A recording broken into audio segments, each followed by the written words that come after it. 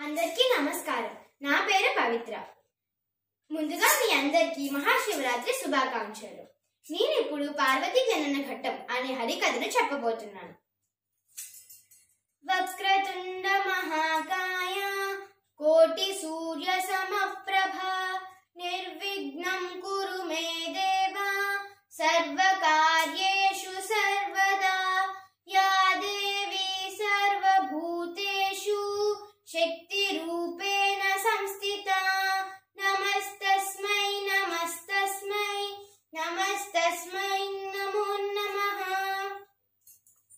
దైవ స్వరూపులారా, కాంతా కనకాల మత్తులో కన్నులు మూసుకుపోయి చీకటిలో సతమతమయ్యే జీవరాశులకు సూర్యోదయం వలె చీకటిని తెరలు చీల్చి అజ్ఞానాంధకారమును పారద్రోలి ముక్తిని ప్రసాదించే కథ మన ఈనాటి పార్వతీ జనన ఘట్టంలోనిది. సంతోషమత్యంత సంతోషకరము, సంతోషమత్యంత సంతోషకరము, పార్వతీ జననమి పార్వతీ జననము, పార్వతీ జననమి పార్వతీ జననము.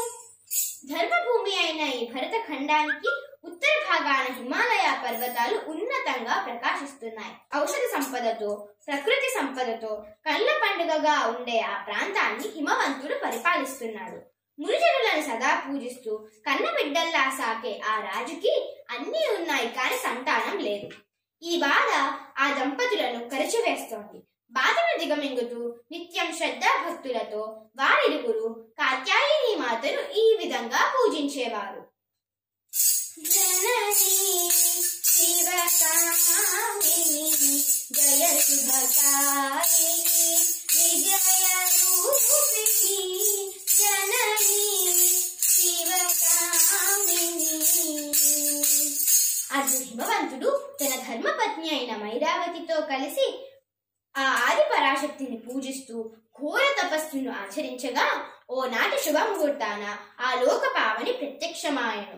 అంతట సంతసించిన హిమవంతుడు నమస్తే శరణ్యే శివే శానుకంపే నమస్తే జగద్వ్యాపికే విశ్వరూపే నమస్తే జగద్వంద్య పాదారవిందే నమస్తే జగత్కారిణి దుర్గే అంటూ హిమవంతుడు ఆ భవానీ మాతను ప్రసన్నం చేసుకున్నాడు. అంతటి భవానీ మాత ప్రసన్న వదనంతో, నగరాజా, నేను ప్రసన్నురాలినైతిని, నీ ఇంట కుమార్తెనే జనిస్తాను అని వరమిస్తూ అంతర్ధానమైనది.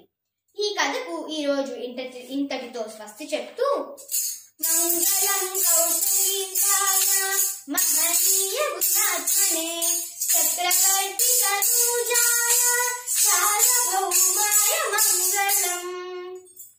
ఓం శాంతి శాంతి శాంతి.